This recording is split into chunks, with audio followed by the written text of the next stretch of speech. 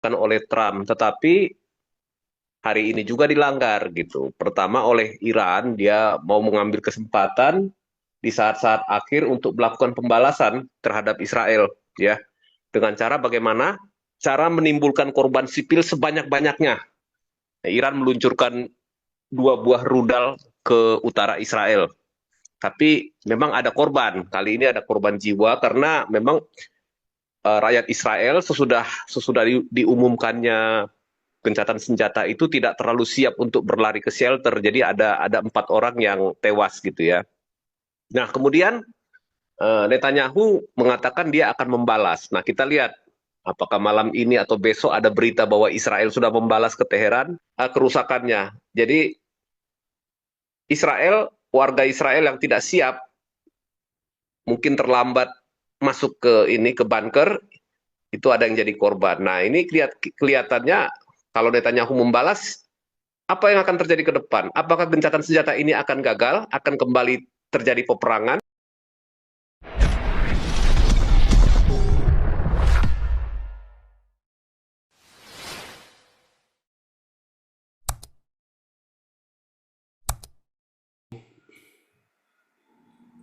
Mana nih ompong nih?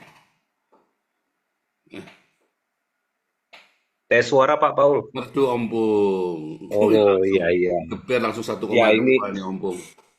ini kita lihat kan hari ini gencatan senjata ya sudah diumumkan oleh Trump, tetapi hari ini juga dilanggar gitu. Pertama oleh Iran, dia mau mengambil kesempatan di saat-saat akhir untuk melakukan pembalasan terhadap Israel ya.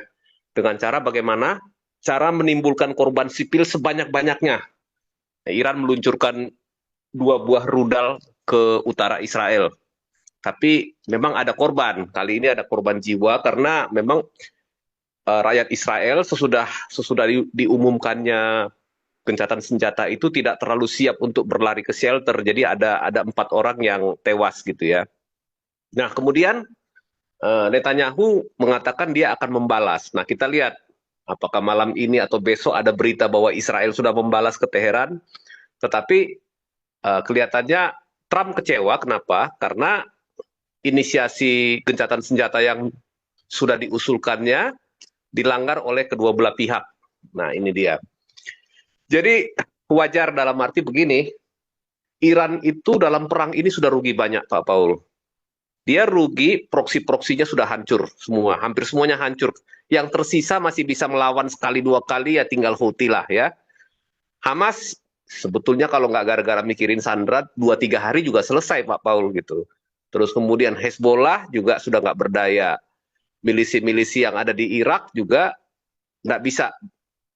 Nah, Iran itu dianggap sebagai negara besar yang selama ini dianggap sebagai negara yang punya pengaruh dan ditakuti di Timur Tengah, terutama oleh negara-negara Arab Sunni rivalnya gitu ya, baik rival secara ideologis maupun rival secara militer dan ekonomi gitu ya. Jadi dengan hancurnya Iran ini, sebetulnya negara-negara Arab ini senang, happy mereka diam-diam gitu ya. Tapi mereka tidak ini, artinya tugas yang mereka harusnya kerjakan untuk mengimbangi kekuatan Iran secara geopolitik itu sudah dilakukan oleh Israel. Nah, jadi Iran bagaimanapun dia sudah dalam kondisi ya namanya apa ya, udah kalap gitu Pak Paul. Jadi dia akan melakukan apapun ya untuk menunjukkan bahwa dia masih punya gigi. Kemudian Iran menyerang menyerang pangkalan Amerika yang paling besar di Timur Tengah itu di Qatar. Ada 3 atau 4 buah rudal yang masuk, tetapi rudal yang tidak terlalu punya kekuatan besar gitu ya. Nah, serangan ini sepertinya menurut saya gampang sekali dipatahkan ya. Gampang sekali dipatahkan, apalagi di situ kan ada sistem pertahanan udara yang cukup mumpuni juga milik Amerika. Ada Patriot, ada Aero juga di situ ya.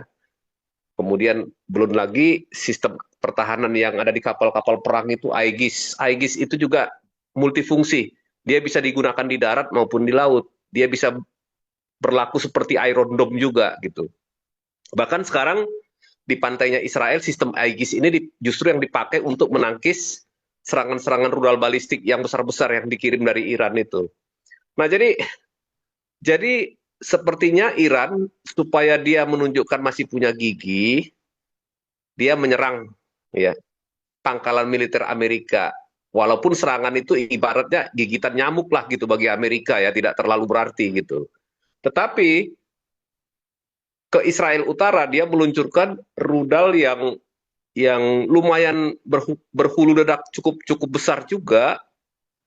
Apa itu rudal Fajar atau Koramsar saya nggak tahu, tetapi lumayan besar kerusakannya. Jadi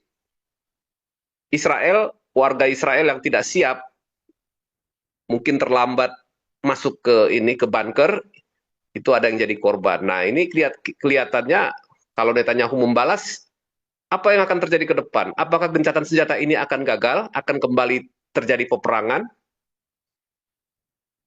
Belum tahu kita. Tetapi kalau kita lihat narasi-narasi dalam perang ini, ada dua medan pertempuran. Pertama di medan pertempuran yang nyata gitu ya, di lapangan. Militer lawan militer, negara lawan negara. Yang kedua, medan pertempuran di media sosial dan pemberitaan. Kalau di medan pertempuran di lapangan, jelas Israel menang banyak gitu ya. Tapi kalau kita lihat media-media sosial, yang menang itu Iran gitu kan. Nah, itulah anehnya, apalagi media sosialnya di Konoha. Wah, udah hebat sekali lah Iran itu pokoknya gitu ya kalau kita lihat.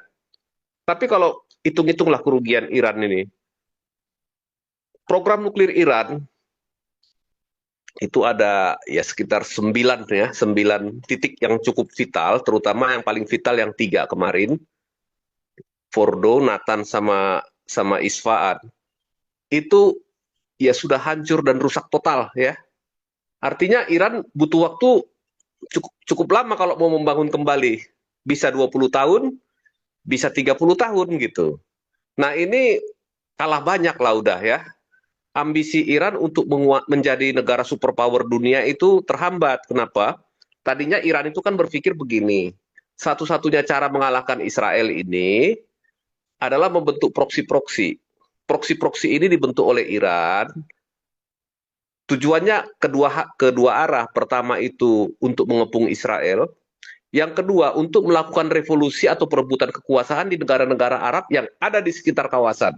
Jadi Iran ibaratnya satu kali tepuk dua nyamuk dapat gitu kan. Tujuannya seperti itu. Tetapi sekarang investasi Iran yang luar biasa mahal dan besarnya dari sejak tahun 1979 revolusi. Dia sudah melakukan itu dari mulai tahun 1980-an. Tetapi kalau nuklir itu kalau nggak salah 2006 apa 2009 dia mulai aktif untuk nuklir. Kenapa?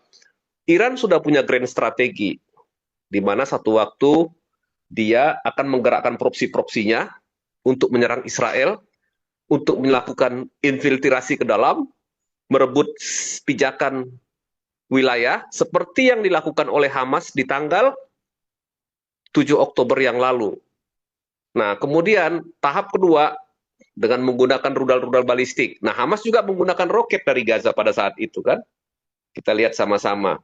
Dan hari kedua, tanggal 8, Hezbollah mulai menyerang. Nah, tidak tahu kenapa rencana ini dipercepat. Sebetulnya kalau dari sisi militer, apa yang dilakukan Iran dan proksi-proksinya ini belum matang. Belum semua proksi-proksinya Iran itu kuat. Kalau menurut ini ya, valuasi daripada kekuatan gitu. Belum semuanya siap dan kuat gitu. Tetapi mungkin bagi Yahya Sinwar dan bagi Hamas ini, mereka butuh uang. Uang ini didapat dari siapa? Dari Iran. Siapa yang memberikan uang ini? Itulah salah satu pimpinan ini pasukan Al-Quds dari IRGC yang tewas 2 hari yang lalu. Ada 2 orang yang tewas. Nanti mungkin Pak Paul bisa browsing. Itu salah satu yang mendanai penyerangan di tanggal 7 Oktober. Nah, itu yang kita harus lihat ya. Nah, kelihatannya Sinwar pada waktu itu percaya diri sekali untuk apa? Untuk meyakin bahwa dia akan bisa merebut pijakan, kemudian disusul oleh Hezbollah. akan bisa mendapatkan pijakan, dan kemudian dari Judea dan Samaria atau tepi barat itu ternyata sudah hampir-hampir siap juga Hamas dan Jihad Islam ini untuk mulai melakukan infiltrasi. Tetapi Israel itu kan cepat mobilisasinya kan, dalam tempo tanggal 12 Oktober mulai melakukan serangan balik, kemudian merebut kembali wilayah-wilayah perbatasan di Gaza Selatan, di Israel Selatan, menguasai kembali kibuts-kibuts yang sempat diduduki oleh Hamas, dan serangan ini kelihatannya gagal gitu ya. Nah kemudian planning ketiga sebetulnya, Iran itu kenapa dia butuh nuklir? Pertama ya dia mau meningkatkan posisi tawar dan pamornya di Timur Tengah dan di seluruh dunia. Kemudian apalagi yang dilakukan oleh Iran? Membangun rudal balistik. Nah ini yang tidak masuk di akal. Iran membangun rudal balistik dari mulai jarak 500 meter, kemudian di atas 1.000 meter, 3.000, bahkan sudah ada yang bisa mencapai kalau nggak salah 7.000 apa 8.000. Jadi Iran ini punya jangka panjang, satu waktu dia akan menteror Eropa dengan rudal balistiknya, apalagi kalau dia sudah bisa memasukkan rudal balistik dengan hulu ledak nuklir. Jadi mau mengekspor revolusi Ayatollah tahun 1979 ini, revolusi ideologi Syiahnya ini kemana? Ke seluruh dunia. Bukan hanya sekedar ke negara-negara Arab, bukan. Seluruh dunia akan dipaksa untuk ikut revolusinya. Kemudian Iran juga membangun sel-sel teror di Eropa, di Amerika Latin, terutama di Argentina. Sudah pernah kan melakukan pembunuhan terhadap orang Yahudi yang ada di Argentina. Nah jadi bahaya Iran ini kalau orang Amerika bilang itu adalah clear and present danger. Memang betul-betul nyata, bukan hanya sekedar mimpi seperti kata pengamat yang di Konoha ya, yang bergelar Profesor Dr. Kaburator Bocor gitu ya, mengatakan bahwa itu semua bahwa Iran mau punya nuklir itu halusinasi. Tidak, mereka sudah punya rencana yang matang untuk menguasai dunia. Caranya adalah bagaimana? Ya harus menghancurkan Israel dahulu. Karena Israel inilah benteng terakhir peradaban manusia yang demokratis, bebas, terbuka, dan menjunjung tinggi kemanusiaan. Nah, itulah yang mereka buat. Kalau mereka berhasil, ya semua kita akan kembali ke abad ke-7. Ya. Nah, jadi kita lihat rencana Iran secara nyata sudah gagal, sudah nggak bisa apa-apa. Ya dia paling nanti ke depannya itu kalau dia mau bangun lagi, ya paling dia bangun lagi dari awal lagi, dari nol lagi, reaktor nuklirnya ini. Dan itu akan butuh waktu. Tetapi Israel juga tetap akan mengawasi dan dia tidak akan lengah gitu ya. Kenapa? Kata Pak Tubing, ideologi tidak dapat mati gitu ya. Nah ideologinya mereka ini kan yang mau memusnahkan bangsa Yahudi dan negara Israel itu akan tetap hidup. Ya, satu-satunya cara bagaimana? Satu-satunya cara adalah kalau melihat polanya si Trump ini dengan Abraham Accord, yang bisa mengatasi itu adalah kesejahteraan. Apabila sejahtera, orang akan lupa dengan kekerasan. Sebetulnya itu intinya. Tetapi kalau itu dilaksanakan, eh,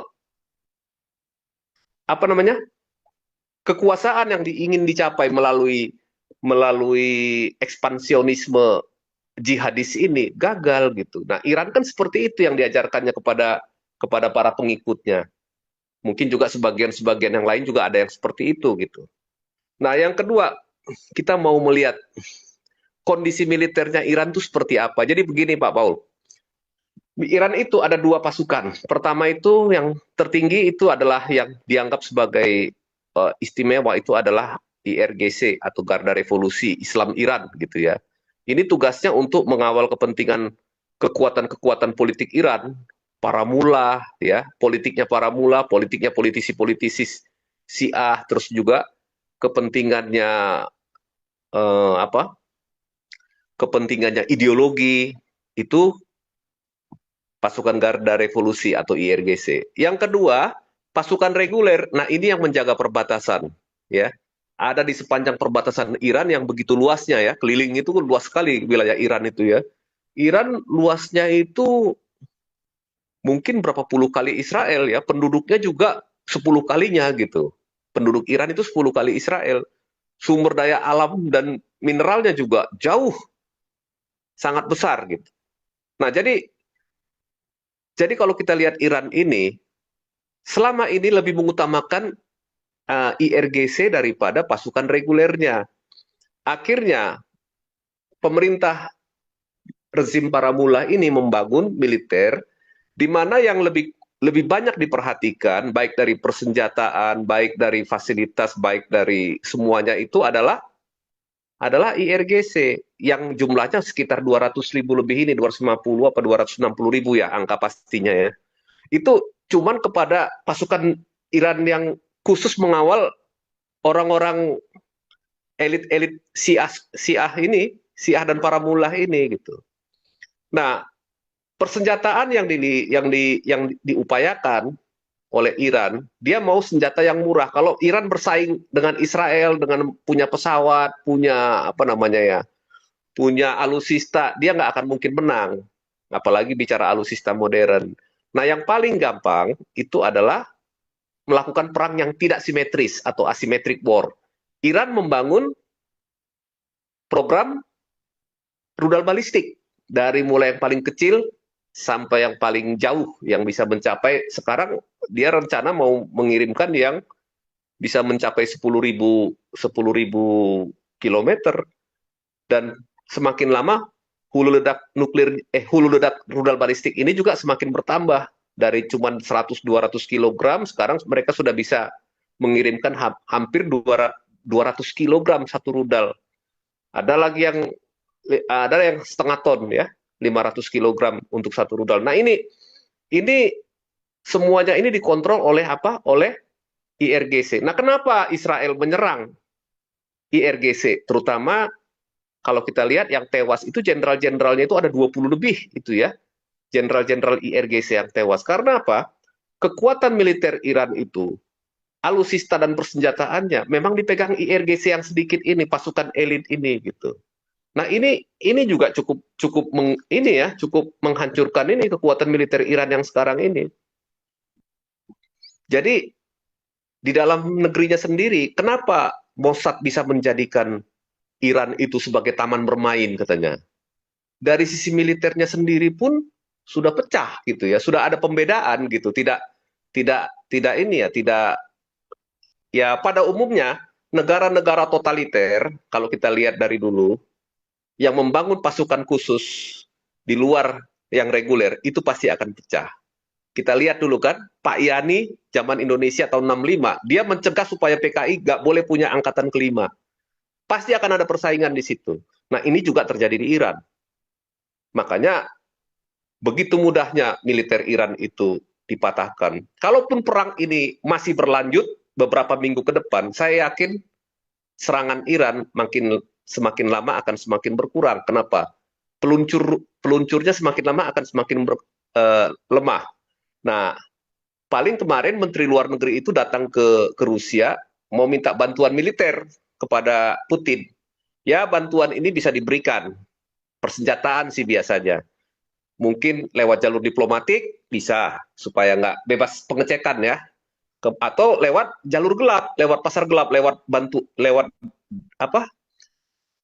Lewat perbatasan dari utara Iran, bantuan dari Rusia. Tetapi Rusia juga apa namanya ya, agak sedikit berhati-hati ya dalam konflik ini. Kenapa? Dia tidak mau buka dua front juga gitu. Meskipun orang Rusia itu biasanya orang yang katanya setia kawan, ya memang sejarahnya orang Rusia begitu, setia kawan, tetapi sekarang Rusia sudah berperang di satu front, Ukraina, dan cukup berat, sampai sekarang kan masih stagnan, apalagi kalau dia membuka front di selatan sulit. Tiongkok ya mungkin dia akan membantu secara ekonomi ya, tapi ya kalau kita lihat Tiongkok, dia juga ada masalah. Begitu nanti dia bantu Iran, nanti di Asia Timur itu pasti kapal induk Amerika dan gugusannya itu pasti akan latihan perang militer nanti di perairan Taiwan. Nah, itu yang dia takut juga gitu. Jadi ini semua ini dunia ini kalau bicara geopolitik itu bagaikan sebuah apa? Sebuah keseimbangan gitu. Begitu di satu titik nggak seimbang, maka itu akan berpengaruh di titik yang lain. Nah, kita lihat ke depannya ini, siapa yang akan menang? Kalau dikatakan menang-menangan, nah kalau orang-orang Muslim sebelah ini kan pikirannya hanya cuman perang itu menang atau kalah. Bagi Israel dia tidak peduli disebut menang atau kalah. Bagi Israel sekarang itu adalah tujuan untuk menghancurkan dan memunahkan ancaman nuklir dari Iran itu kalaupun tidak dikatakan hilang, tapi ini tertunda sampai puluhan tahun ke depan. Itulah yang bisa kita katakan sebagai kemenangan Israel dari sisi militer. Nah, kemudian juga dari sisi pengaruh, ya sekarang Israel dan Amerika menang banyak terhadap negara-negara Arab di Timur Tengah yang selama ini di bawah teror Iran. Cuman yang lucunya Pak Paul, di Konoha ini masih semangat ini semangat ngomporin perang, tapi kalau suruh perang sendiri nggak bakalan berani gitu ya. Cuman ngompor-ngomporin di sana supaya perang seperti apa, supaya perang dunia ketiga gitu. Tapi ya biasa yang orang-orang kayak begitu kan nggak punya kekuatan gitu. Begitu suruh berangkat ke Iran pasti nggak akan ada yang berani. Oke gitu dulu Pak Paul, kita diskusi aja. Oke, oke.